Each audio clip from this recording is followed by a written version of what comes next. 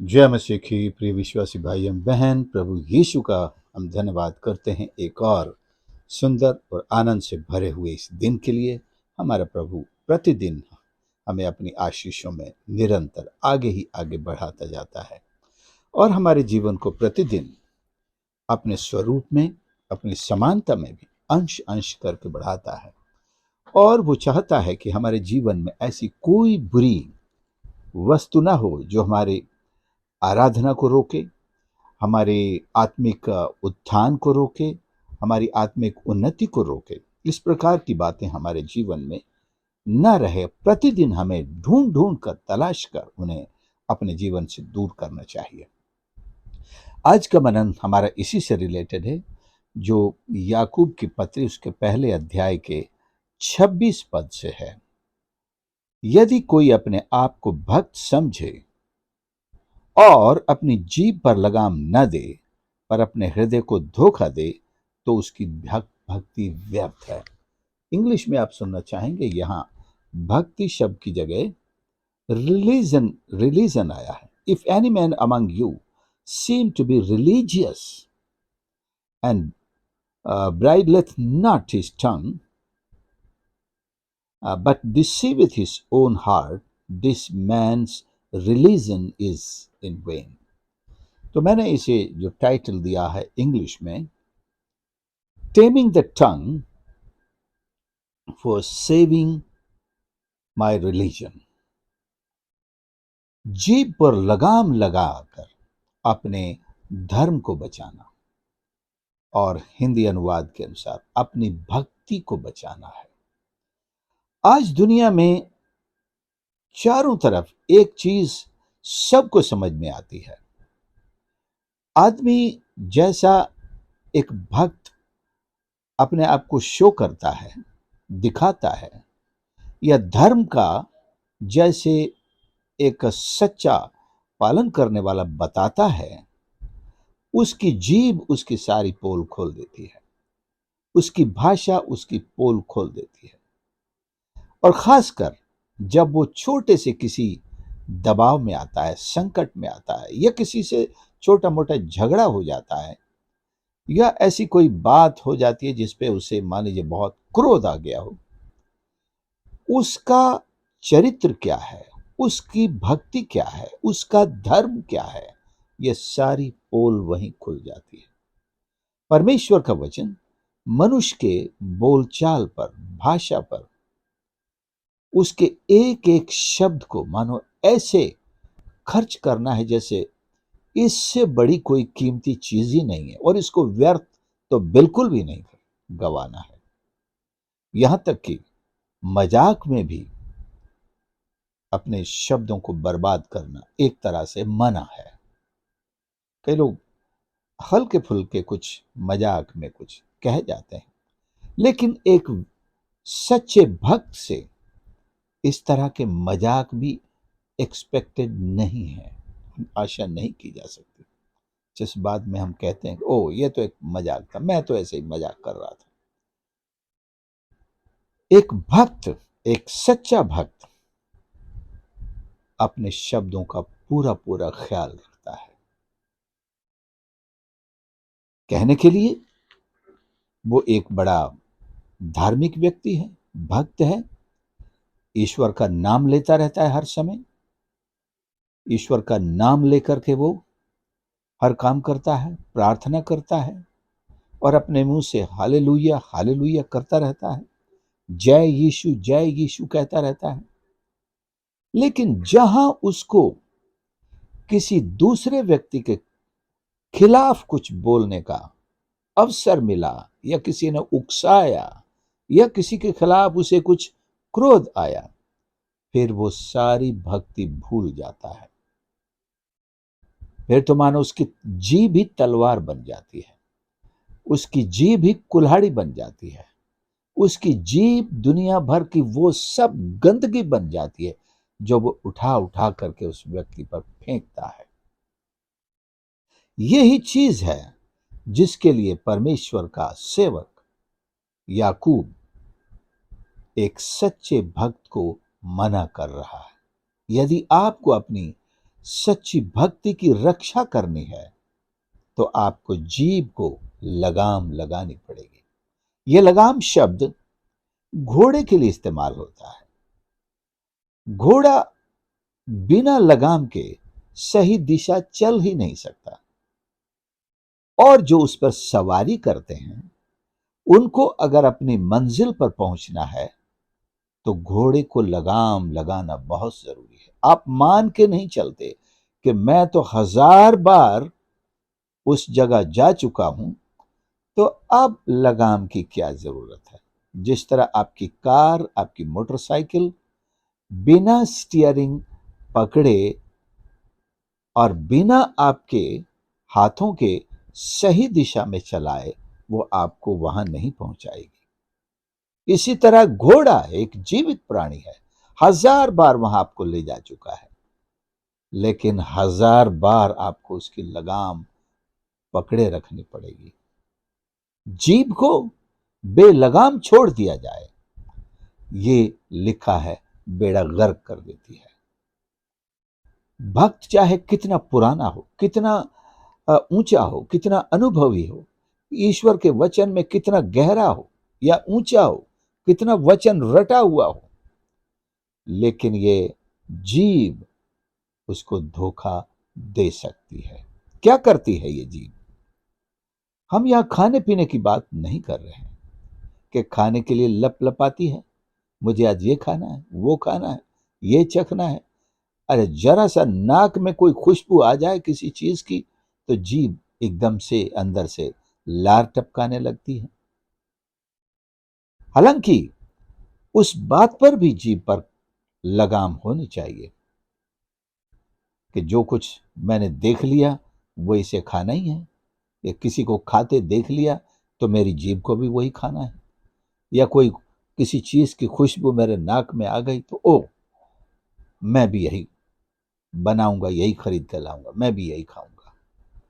ये एक नियंत्रण जीभ के ऊपर बहुत जरूरी है, खाने से लेकर। और यहां हम जीभ के बोलने की बात कर रहे हैं। ये क्या बोलती है? क्या जीभ की मजाल क्या है कि अपने आप से जो चाहे बोल दे? इसकी लगाम क्या है?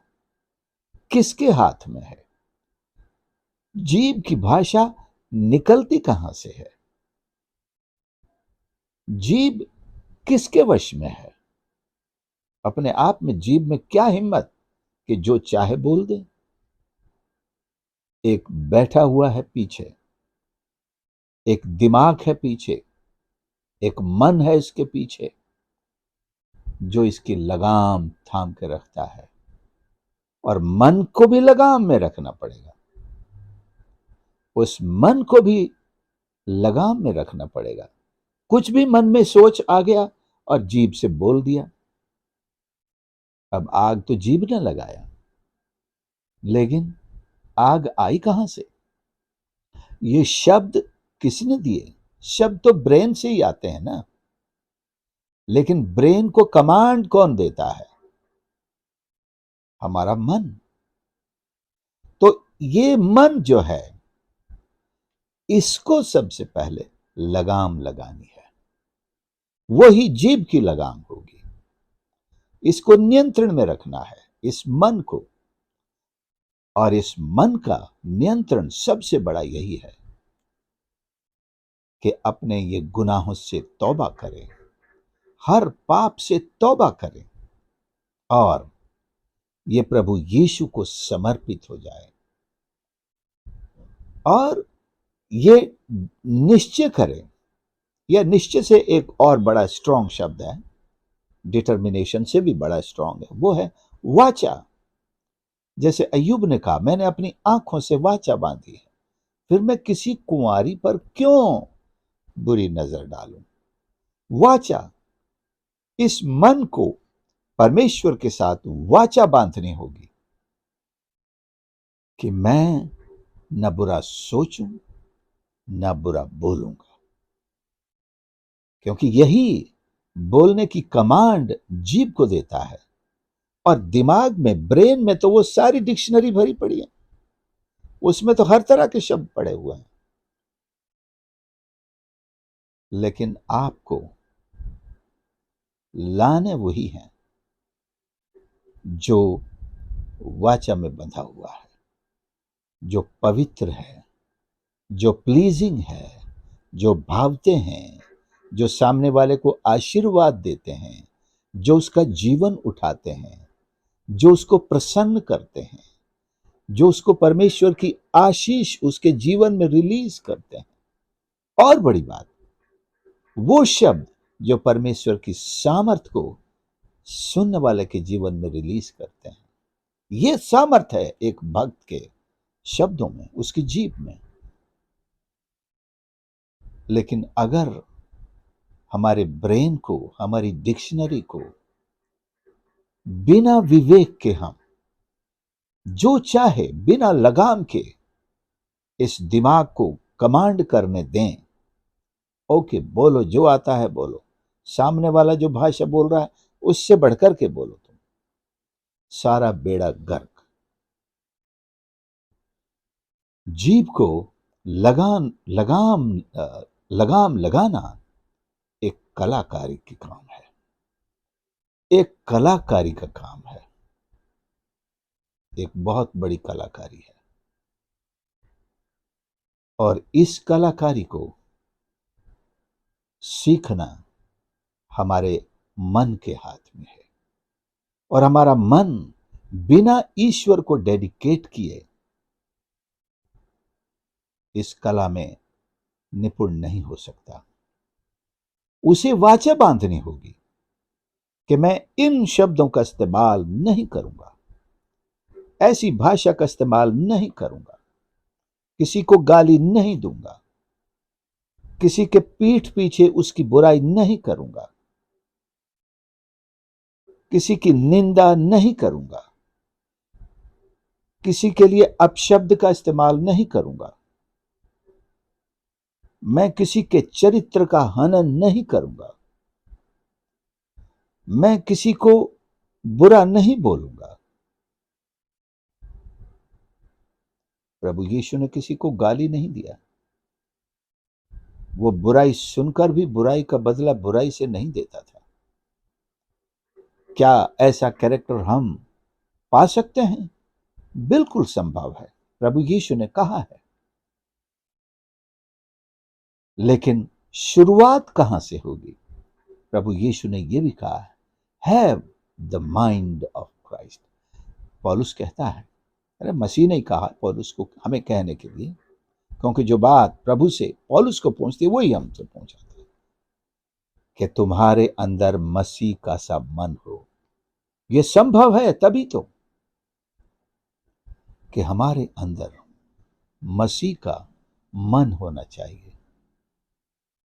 तो it's an art of exchanging our mind with the mind of Christ. If we want to have a sound mind, a good mind, a religious mind, a mind that will truly worship God or save my devotion, my worship, or my religion, as the word in Hindi comes or in English comes, I must exchange my mind. Better to exchange than to train it. इसको मैं कब तक train करता रहूंगा? घोड़ा तो train हो जाएगा, लेकिन ये मन ट्रेन नहीं होगा, ट्रेन नहीं होता है। इसको तो एक्सचेंज ही करना पड़ेगा। तुम में मसीह का सा मन हो। यहां तो लाइक शब्द आया, मसीह का सा, लेकिन कुछ अनुवाद उसे कहते हैं have the mind of Christ. मसीह का सा नहीं, मसीह का ही मन। तो जब हमारा मन एक्सचेंज हो जाएगा, हमारा जो करप्ट मन है, क्योंकि रोमियो पहला अध्याय में इस मन के बारे में बहुत कुछ लिखा है। ये कैसा मन है?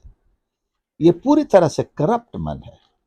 इससे कुछ भलाई के शब्दों की, भलाई की बातों की, भलाई की भाषा की, आशीष की बातों की आशा नहीं की जा सकती है।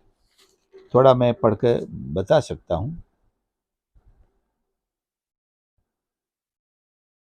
रोमियो में 18 पद से हम आगे पढ़ें तो, परमेश्वर का क्रोध तो उन लोगों की सब अभक्ति अधर्म पर स्वर्ग से प्रकट होता है जो सत्य को अधर्म से दबाए रखते हैं, इसलिए कि परमेश्वर के विषय का ज्ञान उनके मनों में प्रकट है, क्योंकि परमेश्वर ने उन पर प्रकट किया है उसके अनदेखे गुण अर्थात उसकी सनातन सामर्थ। परमेश्वरत्व जगत की सृष्टि के समय से उनके कामों के द्वारा देखने में आते हैं, यहां तक कि वे निरुत्तर हैं। और यहां पर 21 में, इस कारण परमेश्वर को जानने पर भी उन्होंने परमेश्वर के योग्य बढ़ाई और धन्यवाद न किया, परंतु व्यर्थ विचार करने लगे, यहां तक कि उनका निर्बुद्धि मन अंधेरा हो गया। वे अपने आप को बुद्धिमान जताकर मूर्ख बन गए और अविनाशी परमेश्वर की महिमा को नाशवान मनुष्य और पक्षियों और चौपायों और रेंगने वाले जंतुओं की मूरत की समानता में बदल डाला। इसलिए परमेश्वर ने भी उन्हें उनके मन की अभिलाषाओं के अनुसार अशुद्धता के लिए छोड़ दिया कि वे आपस में अपने शरीरों का अनादर करें। कहां रही भक्ति जब मन ही इतना करप्ट था और सुधरने से बिल्कुल इनकार कर दिया था, तो परमेश्वर ने भी उन्हें छोड़ दिया। परमेश्वर को दो तरह का कैरेक्टर नहीं चाहिए, या तो परमेश्वर के वचन के अनुसार सुधरा हुआ, डेडिकेटेड, रिस्टोर्ड, सेव्ड, और in the same corrupt nature continue. वो बता रहे थे अपने आप को, परमेश्वर के विषय का ज्ञान उनके मनों में प्रकट है, परमेश्वर ने प्रकट किया उसके अनदेखे गुण परमेश्वर तो सृष्टि के समय से, परंतु क्या किया उन्होंने? परमेश्वर के योग्य बढ़ाई और धन्यवाद नहीं किया। हमें से बहुत सारे ऐसे लोग हैं, और मैं सोचता हूं हर धर्म में मिलते हैं, जो बड़ी बातें करते हैं, काफी बार बड़ी अच्छी बातें करते हैं, लेकिन उनके कैरेक्टर में उनमें से एक भी नहीं होता है। और जरा से उनको दबाव में डालो,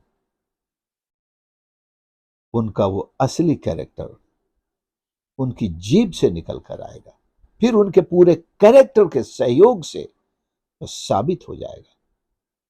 ये मसीहों में भी है, गैर मसीहों में भी है। नारे तो लगाएंगे अपने ईश्वर के, अपने प्रभु के, उसके नाम के, जय मसीह की, जय जय मसीह की, लेकिन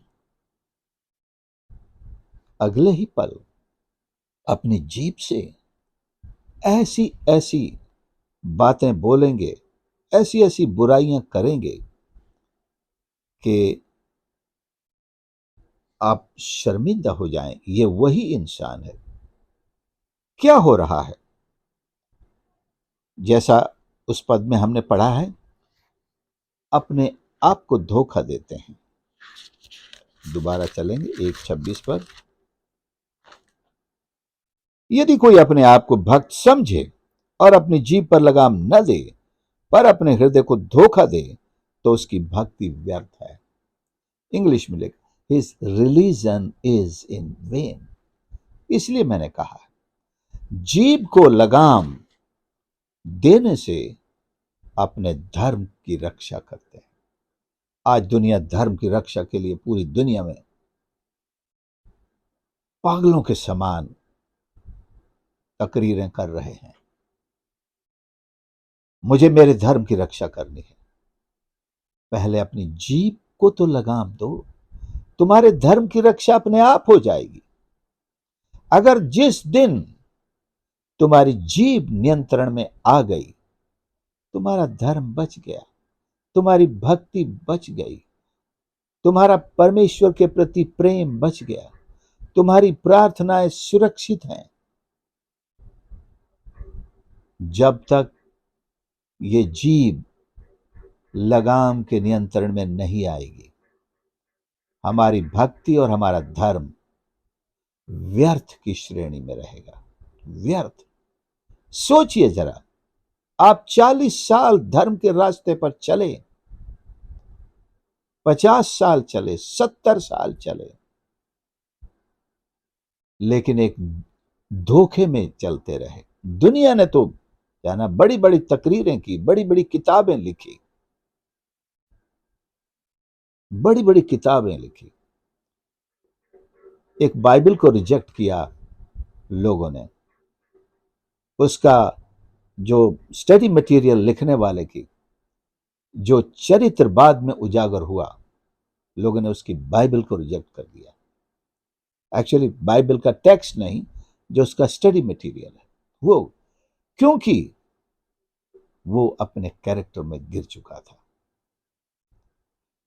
तो इतना सब दुनिया में करने के बाद, यह करने के बाद नहीं था, वो तो लोगों को पता नहीं था, लेकिन वो तो इसी व्यर्थ रिलीजन के सहारे ही जी रहा था। उसका रिलीजन, भक्ति तो पहले से ही व्यर्थ थे, बस दुनिया को पता नहीं था। और वो अपने आप को धोखा दे रहा था। धोखे में कितने प्रचारक हैं, कितने लेखक हैं, कितने गायक हैं, कितने वर्शिप लीडर्स होंगे जो इस तरह के धोखे में जी रहे हैं। मैं दूसरों पर उंगली नहीं उठाऊंगा। आज हम अपने आप से पूछें, क्या मैंने अपनी जीभ को बेलगाम छोड़ रखा है? कहीं मेरी भक्ति व्यर्थ तो नहीं कर रही है? कहीं मैं एक व्यर्थ के धर्म पे बड़ा खुश तो नहीं हूं? अपने आप से पूछ रहा हूं। और यह मुश्किल नहीं है कि मैं सच्चाई को जान सकूं। परमेश्वर का आत्मा इसीलिए तो हमें दिया गया है। वो हमें सारा सत्य बताएगा, हमारे जीवन के बारे में बताएगा। आज ही बताएगा। राजा दाऊद बार बार परमेश्वर से पूछता था। मैंने एक वचन शाम 39 का 1 अंडरलाइन किया है, या लिखा, मैंने कहा मैं अपनी चाल चलन में चौकसी करूंगा ताकि मेरी जीभ से पाप न हो। जब तक दुष्ट मेरे सामने हैं, तब तक मैं लगाम लगाए अपना मुंह बंद किए रहूंगा। 2 पद भी, मैं मौन धारण करके गूंगा बन गया, भलाई की ओर से भी चुप्पी साध ली। मैंने तो भलाई की थी ना। लोग कहेंगे बाद में, अरे तुझे बताना चाहिए था भाई, जब वो इतनी बातें बोल रहा था, तुम्हारे लिए ऐसा सब बोल रहा था, तुमने जीभ को लगाम लगा दी, चुप्पी साध ली, मौन साध लिया। बोलना चाहिए था। लेकिन यहां भजन का लेखक कहता है, दाऊदिया, मैं मौन धारण कर गूंगा बन गया, भलाई की ओर से भी चुप्पी साधे रहा। मैंने तो उसके साथ भलाई की थी। प्रभु यीशु ने यहूदा के साथ भलाई की थी, लेकिन मौन धारण करके रहा, चुप रहा, एक भी उलाहना तक नहीं दिया, बुराई नहीं की। जब चुप रहना है, चुप रहना है। प्रभु ने कहा, संग्राम यहोवा का है, उसको लड़ने दो। मैं गालियां देकर क्या किसी से जीत हासिल कर सकता हूं? भला बुरा कहकर क्या मैं उसको नीचा दिखा सकता हूं? मैं उसको कुछ नहीं बिगाड़ सकता। अगर मैं उसे याद भी दिलाऊं, याद कर भाई, जब तू भूखा मर रहा था, मैंने कैसे तुम्हारी मदद की थी। याद कर, जब तेरी पढ़ाई रुक गई थी, जब तेरे बच्चों की पढ़ाई रुक गई थी, मैंने कैसे तुम्हारी मदद की थी। याद करो भैया, जब तुम्हारे पास पैसे नहीं थे, मैंने अपने बच्चों का पेट काट कर तुम्हारी मदद की थी। कुएं में डालो सारी भलाइयां, भूल जाओ, जीभ को लगाम दो। जब लिखा है, खास कर ये, जब मेरा बैरी, जब दुष्ट मेरे सामने है, मैं लगाम लगाए रहूंगा। भजन 139 में भी कुछ इसी तरह से कहता है कि मुझे जांच कर जान ले कि मुझ में कोई बुरी इच्छा है कि नहीं। मुझे जांच कर जान ले। हाँ, 139 का 23, हे परमेश्वर मुझे जांच कर जान ले, मुझे परख कर मेरी चिंताओं को जान ले। 24, और देख कि मुझ में कोई बुरी चाल है कि नहीं, कि अनंत के मार्ग में मेरी अगुवाई कर। बुरी इच्छाएं, बुरी चाल चलन, बुरी सोच हो सकता है मेरे दिल में पड़ा हो सकता है किसी की बातें सुनकर मैं इतना दुखी हुआ हूं कि मेरे मन में कोई बुराई का विचार पैदा हो गया, पड़ा होगा, या हो सकता है मैंने उसे अपने मन में श्राप सोच लिया हो। रोज प्रभु के सामने जाकर पूछना है, मुझे जांच और मुझे बता, अगर ऐसा है कि मैं तौबा कर सकूं, कि मैं उसे अपने जिंदगी से बाहर कर सकूं, निकाल सकूं, कि मैं आपसे क्षमा मांगूं, कि मैं इस गंदे विचार से जो अशुद्ध हो गया हूं, तेरे लहू से फिर से शुद्ध हो जाऊं। क्यों मेरा हृदय अशुद्धता में पड़ा रहे? क्या उस अशुद्धता के साथ में पवित्र परमेश्वर की स्तुति आराधना कर सकता हूं? नहीं। तो मैं अपने आप को धोखा देता रहूंगा कि मन में तो इतनी अशुद्धता है, इतनी कड़वाहट है, इतनी जलन है, इतनी ईर्ष्या है, इतनी बुराई है, और मैं बढ़ चढ़ के ऊंची आवाज से गा रहा हूं, डांस कर रहा हूं, रब की हो वे सन्ना, हमेशा रब की हो वे सन्ना, सारे मिलकर गाओ, ताली बजाओ। मैं अपने आप को धोखा दे रहा हूं। परमेश्वर तो जानता ही है, उसको तो कोई मजाक भी नहीं उड़ा सकता। मैं शायद सोच रहा हूं दुनिया में किसी को मालूम नहीं है मेरे मन में इस व्यक्ति के लिए क्या है, कौन जानता है? ईश्वर को भी शायद पता नहीं। लेकिन वचन कहता है धोखा ना खाओ, परमेश्वर ठट्ठों में नहीं उड़ाया जा सकता। अरे, मैं तो सोचता था परमेश्वर को भी मालूम नहीं है, इनको भी मालूम नहीं है। लेकिन वो किस श्रेणी में आता है ये सोच धोखा न खाओ, कि मैं धोखा खा रहा था और परमेश्वर का मजाक उड़ा रहा था। कि उनको क्या मालूम मेरे मन में उसके लिए कैसी कड़वाहट है, कैसी बुराई है। धोखा न खाओ। मैं धोखा खा रहा था। It was a self deception. My friends, let us work on our hearts, our minds. हमारे स्वभाव पर हम काम करें, लगाम को अपने हाथ में लें। जीभ की क्या मजाल के हमको कहना पड़े, वो तो ऐसे ही मेरे मुंह से निकल गया। जीभ हमारे नियंत्रण में हो, हमारे वश में हो, ये होगी हमारी सबसे बड़ी विजय दुनिया में। मोर देन कॉन्करर इसी से बनेंगे हम।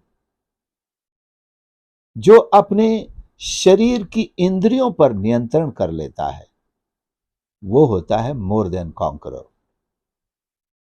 दूसरों को तो डरा लेते हैं, चुप, आवाज की तो मुझसे बुरा कोई नहीं होगा, और वो चुप हो जाते हैं। हम सोचते हैं मैं विजेता हूं, देखो कोई चू नहीं कर सकता मेरे सामने। हाँ, आप विजेता हो, लेकिन आप विजेता से बढ़कर नहीं हो, और वो बनना है।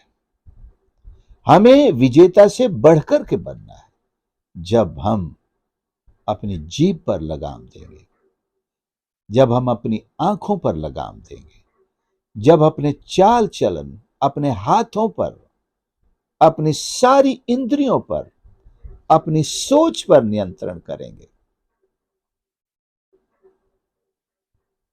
तब हम जयवंत से बढ़कर हैं। प्रभु यीशु ने हमें ये आशीष दी है, you are more than conqueror. हम हैं, परमेश्वर ने हमको वो आशीष दे रखी है, लेकिन हम बार बार गिर क्यों जाते हैं? हम विजेता से बढ़कर दिखते क्यों नहीं हैं? हम खुद जानते हैं कि हम नहीं है, but the blessing is there that I can become more than conqueror, and it will not take a long time. मुझे किसी ऐसे योगा की क्लास नहीं सीखनी पड़ेगी कि मुझे अपनी जीभ को वश में करना है तो कोई योगा बताइए। हाँ, कुछ लोग योगा भी बताते हैं, ये मत खाना, वो मत खाना, ऐसा मत बोलना, गुस्सा आए तो मुंह बंद करके खड़े हो जाना। ये सब एक्सरसाइजेज बताते हैं लोग, but they will never help you, may help a little bit, but the perfect prescription that can help us is to have the mind of Christ. वो मसीह का स्वभाव एक्सचेंज में प्राप्त करने से होगा, और we can have it today. यदि आपके पास नहीं है तो मैं प्रार्थना करता हूं प्राप्त करेंगे।